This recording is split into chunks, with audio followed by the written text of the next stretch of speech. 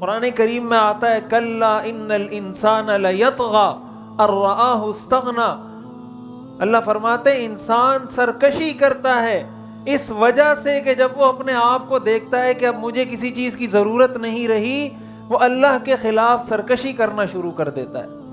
قرآن کریم میں آتا ہے اذا اردنا ان نہلک قریۃ امرنا مترفیہا ففسقوا فیہا فحق علیہا القول فدمرناہا تدمیرا، اللہ فرماتے ہیں جب ہم کسی بستی کو ہلاک کرنے کا، تباہ و برباد کرنے کا فیصلہ کر لیتے ہیں تو اس کے مالدار اور خوشحال لوگوں کو باغی بنا دیتے ہیں۔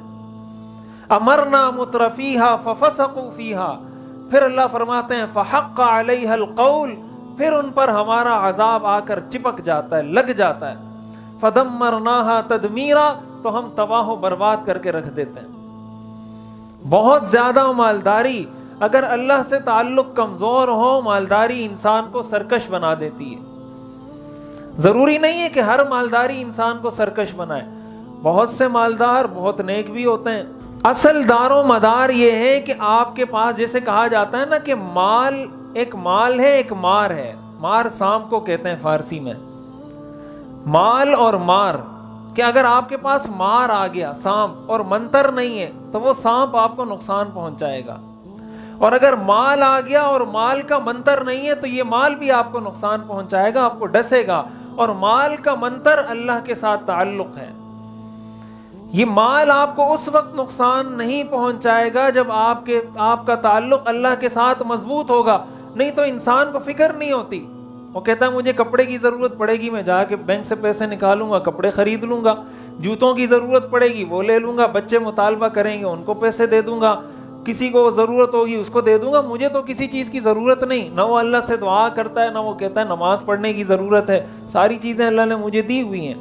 یہ حالات تو تبدیل ہوتے ہیں، ایسا تو نہیں ہے کہ اگر کوئی شخص مالدار ہے ساری زندگی مالدار رہے گا، کوئی غریب ہے ساری زندگی غریب رہے گا۔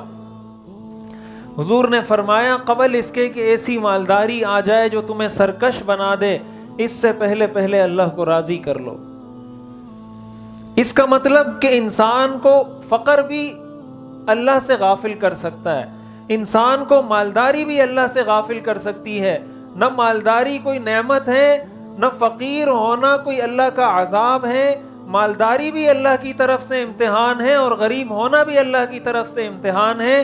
مالداری اس بات کا امتحان ہے کہ اللہ کا شکر ادا کرتا ہے یا نہیں، غربت اس بات کا امتحان ہے کہ اللہ کے دیے ہوئے پہ صبر کرتا ہے یا نہیں۔ بہت سے مالدار ہیں کافر ہیں، اس کا یہ مطلب نہیں کہ ان پر اللہ کی نعمتیں ہیں۔ قرآن کریم میں آتا ہے نبلوکم بالشر والخیر فتنہ، ہم تمہیں شر اور خیر دونوں کے ذریعے آزماتے ہیں، شر کے ذریعے بھی آزماتے ہیں، خیر کے ذریعے بھی آزماتے ہیں، مال دے کر بھی آزماتے ہیں، مال لے کر بھی آزماتے ہیں۔ اس لیے کوئی مالدار کسی غریب کو حقیر نہ جانے، میرے پاس تو بہت پیسہ ہے۔ بعض لوگ جب کسی کو کوئی صدقہ دے دیتے ہیں، کوئی 10 روپے دے دیتے ہیں، کوئی 1000 روپے صدقہ دے دیتے ہیں، تو پھر اس کو انسانیت کی کیٹیگری سے نکال دیتے ہیں کہ یہ تو جیسے میرا غلام ہے، اس لیے کہ اس کا خرچہ تو میں اٹھاتا ہوں۔ تو تیرا خرچہ تو اللہ اٹھاتا ہے، جس دن اللہ نے خرچہ بند کیا کیا کرے گا پھر؟ یہ تیرا خرچہ تو اللہ کے ذمہ ہے۔ وَمَا مِن دَابَّةٍ فِي الْأَرْضِ إِلَّا عَلَى اللَّهِ رِزْقُهَا، اللہ فرماتے ہیں میں رزق دیتا ہوں۔ إِنَّ اللَّهَ هُوَ الرَّزَّاقُ، اللہ فرماتے ہیں میں ہی رزق دیتا ہوں۔ تجھے اللہ رزق دے رہا ہے، تو نے اللہ کے ایک بندے پہ 1000 روپے خرچ کیے تو تیرے تیور بدل گئے۔ اگر اللہ نے اپنا انداز بدل دیا تو پھر کیا کرے گا انسان؟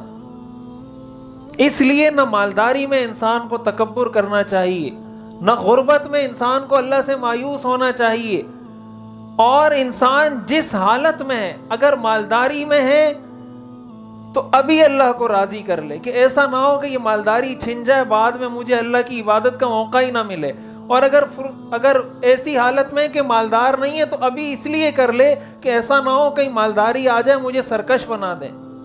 مقصد یہ ہے کہ ہر حال میں اللہ کو راضی کرنے کی کوشش کرو۔